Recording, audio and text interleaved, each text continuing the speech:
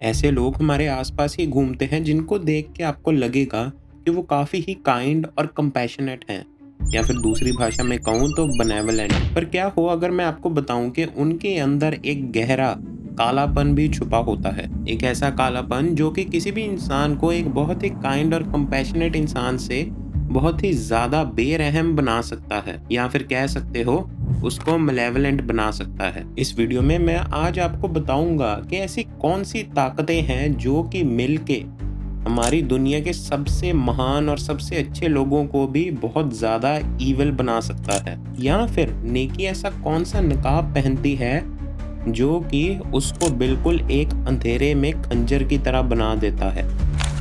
आज की ये वीडियो किसी राक्षस की कहानी के बारे में नहीं है, पर उसके बारे में है कि किस तरह से हमारा समाज ही एक बहुत ही अच्छे इंसान को एक बहुत ही ज़्यादा खतरनाक राक्षस बना देता है। ऐसा कह सकते हैं कि ये हमारी इंसानियत का सबसे बड़ा विरोधाभास है कि किस तरह से बहुत ही साफ दिल के लोग एक ऐसी ट्रांसफॉर्मेशन के ज़रिए होके जाते हैं कि वो बेनेवलेंट से मैलेवलेंट हो जाते हैं। और जो मैं बताने जा रहा हूँ ये कोई भी किताबी कहानी नहीं है जो कि पढ़ने में बहुत अच्छी लगती है, बल्कि हकीकत है, और हिस्ट्री, साइकोलॉजी और फिलॉसफी इसको प्रूव करती है।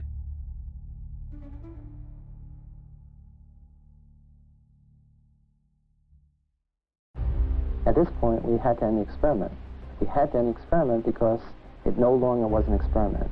We had created a prison in which people were suffering, in which the prisoners were passive, withdrawn, isolated, detached, behaving in pathological ways. Some of the guards were behaving sadistically, brutally, and many of the guards who were not were helpless to do anything about it, indeed allowed it to go on, never countermanded an order, just were helpless and drawn into this thing.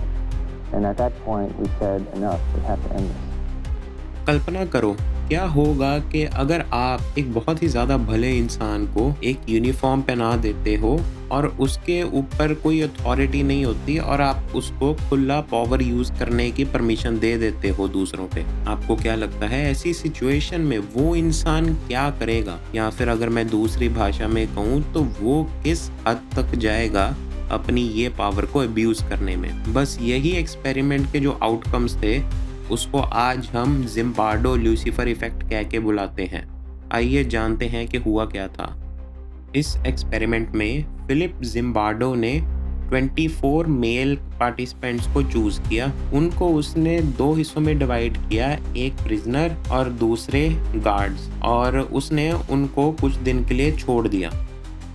अब ये situation के कारण guards इतने ज़्यादा oppressive हो गए कि जो टेस्ट या फिर कह लो जो एक्सपेरिमेंट 2 हफ्तों के लिए चलना था वो मुश्किल से 6 दिनों तक चला, क्योंकि जो उन्होंने प्रिजनर्स बनाए थे उनकी मेंटल स्टेट बुरी तरह से ख़राब हो चुकी थी। इस एक्सपेरिमेंट से ज़िम्बार्डो को ये पता चला कि जब कुछ लोगों को आप बहुत ज़्यादा पावर दे देते हो और उन पे आप कोई चेक नहीं रखते तो वो उस पावर का अपनी मर्जी से अब्यूज़ करना शुरू हो जाते हैं। Hence the name Lucifer effect.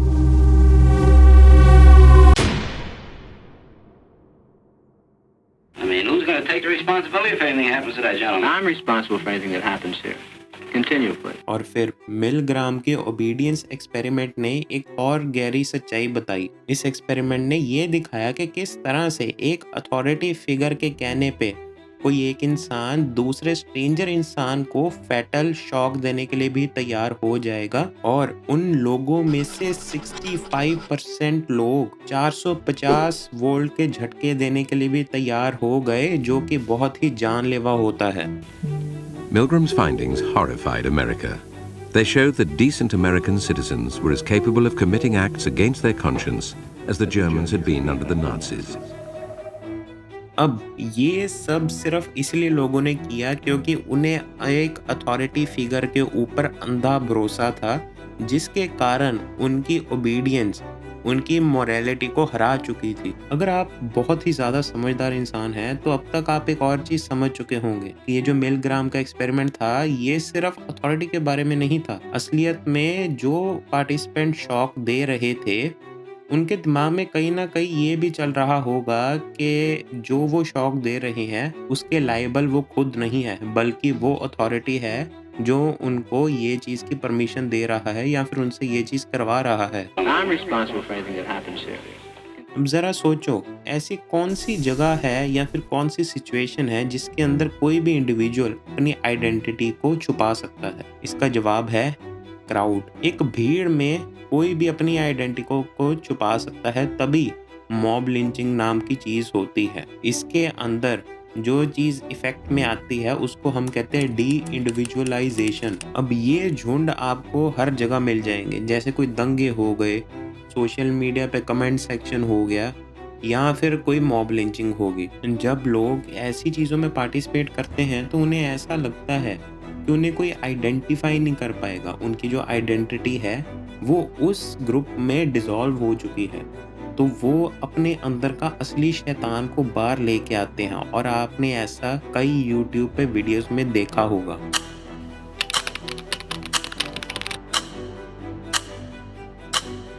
कोई इंडिविजुअल ऐसे काम करता है जिससे बाकियों का कोई नुकसान होता है, तो उसके दिमाग में एक आवाज़ होती है जो उसको बताती है कि जो उसने किया है वो बहुत गलत था, पर वो समाज के सामने और अपने अंदर ये चीज़ समझा देता है कि जो उसने किया वो काफ़ी ज़रूरी था और सामने वाला उस चीज़ को डिज़र्व करता था। अब इस चीज़ को हम कॉग्निटिव डिसोनेंस या मॉरल डिसएंगेजमेंट कह के बुलाते हैं। अब ये चीज़ों को यूज़ करके लोग अपना शेम और जो अपने अंदर मॉरल कंपस है उसको दबा देते हैं और ऐसा दिखाते हैं बाहर कि वो तो बहुत ही मॉरल इंसान है और वो तो सबके साथ अच्छा ही करते हैं।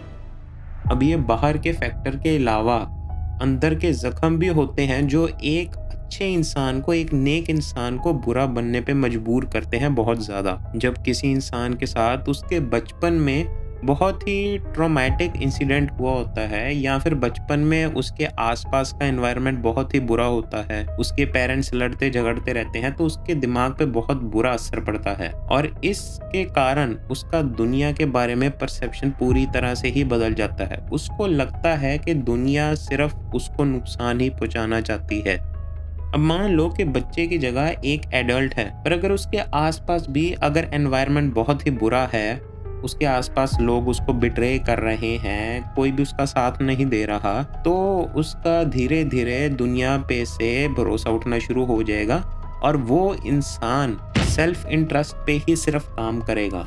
और ऐसी चीज़ को हम सिनिसिज्म कहते हैं। उस इंसान को लगेगा कि बाकी के लोग तो सिर्फ अपने सेल्फ इंटरेस्ट के कारण ही काम करते हैं ना, तो क्यों ना मैं भी ऐसे ही करूं। और इसके कारण वो इंसान का रास्ता अच्छाई से बदल के बुराई की तरफ जाना शुरू हो जाता है। धीरे धीरे उसके अंदर ये नेगेटिव चीज़ें, नेगेटिव ट्रेट्स आने शुरू हो जाते हैं। अब आप में से कुछ लोग होंगे जो ये सोच रहे होंगे कि जो भीड़ में जाके ऐसे काम करते हैं वो तो बहुत ज़्यादा बेवकूफ़ हुए ना, और वो ऐसा क्यों करते हैं अगर बाद में उनको पछताना ही है और ऐसी फीलिंग्स के साथ ही डील करना है। तो इसका जवाब जंग ने बहुत ही अच्छे से दिया था। उसने बताया कि ऐसी बहुत सारी चीज़ें होती हैं जो हम समाज के सामने नहीं दिखा सकते और हम छुपाते हैं क्योंकि समाज उन चीज़ों को एक्सेप्ट नहीं करेगा। तो ऐसी चीज़ अंदर ही अंदर एक जगह इकट्ठी होती रहती है और उसको जंग ने नाम दिया था शैडो सेल्फ। उसने बताया कि जब ये चीज़ें बहुत ज़्यादा इकट्ठी हो जाती हैं तो एकदम से इरप्ट करती हैं और बहुत ही ज़्यादा इंसान को गुस्सा आता है, जैसे होता है ना गुस्से में आउटबर्स्ट, तो उस तरह से इंसान बहुत ही ज़्यादा गुस्सा हो जाता है और इससे उसको काफ़ी ही नुकसान होता है। और इस चीज़ को अवॉइड करने के लिए हमें अपने उस अंतर आत्मा या फिर शैडो सेल्फ को कन्फ्रंट करना चाहिए, वरना ये आपकी शैडो सेल्फ आपको अंदर ही अंदर खाना शुरू कर देगी और एक लेवल आएगा जब आप पूरे ही पागल हो जाओगे और बिल्कुल ही नेगेटिव साइड पे जाना शुरू कर दोगे। और अगर आप अपनी अंतरात्मा को कंट्रोल नहीं कर पाए, उसको कन्फ्रंट नहीं कर पाए, तो ये गुस्सा जो फटेगा ना, उसके बाद आप शांत नहीं रह पाओगे। अगर ये इंसिडेंट ख़त्म भी हो गया जिसके कारण आपको गुस्सा आया था, तब भी उसके बाद आपका दिमाग हमेशा अपने आप से पूछता रहेगा कि क्या जो आपने किया वो ठीक था या फिर वो आपकी वैल्यूज़ के अगेंस्ट था।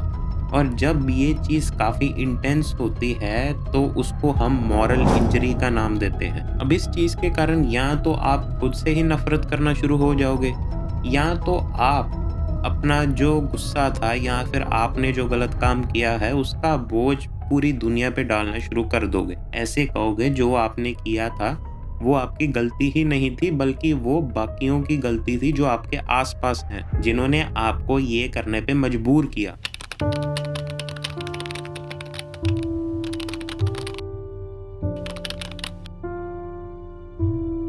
अब ये सब कारण जो मैंने बताए थे, ये सब कारण एक चीज़ के सामने बहुत छोटे लगते हैं, और वो है रिज़ेंटमेंट। जब किसी इंसान को लगता है कि उसके साथ बहुत ही ज़्यादा गलत हुआ है और उसको उस चीज़ का बदला लेना चाहिए, तो उस इंसान को दुनिया का कोई और शक्ति, कोई और इंसान नहीं रोक सकता, अगर उसने ये चीज़ ठान ली है। और उस इंसान को लगता है कि जो उसके साथ इनजस्टिस हुआ है, उसको उसका बदला लेना है, और उस चीज़ का बदला लेने के लिए वो इंसान किसी भी हद तक चला जाएगा।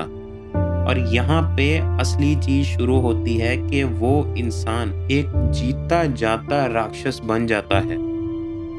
हमारी दुनिया में कोई भी इंसान अलग से नहीं रह सकता, आइसोलेटेड नहीं रह सकता। इसलिए जो समाज है वही लोगों को राक्षस बनाने का मेन कारण है, क्योंकि लोग समाज में रहते हैं और समाज इन आइडियोलॉजीज और ग्रुप डायनामिक्स के कारण लोगों के अंदर जो मॉरलिटी होती है उसको धीरे धीरे खत्म करता जाता है। और ऐसी सिचुएशन के अंदर अगर कोई प्रोपोगेंडा फैलाए तो उससे बाकी लोग डीह्यूमनाइज हो जाते हैं। एक प्रोपोगेंडा के कारण समाज सिर्फ इस नई क्रूएलिटी को एक्सेप्ट नहीं करता, पर लोगों से एक्सपेक्ट भी करना शुरू कर देता है। और अगर आप एक ऐसे समाज का हिस्सा हैं तो धीरे धीरे आपको लगना शुरू हो जाएगा कि आपकी अंतरात्मा सिर्फ एक लायबिलिटी है, और आप उसको भूल के सिर्फ वो चीजें करना शुरू हो जाओगे जो कि समाज आपसे एक्सपेक्ट करता है। और इससे भी बड़ी दिक्कत तब आती है जब हमारा समाज कंपैशन की जगह डोमिनेंस और मटीरियलिज्म को सेलिब्रेट करना शुरू कर दे।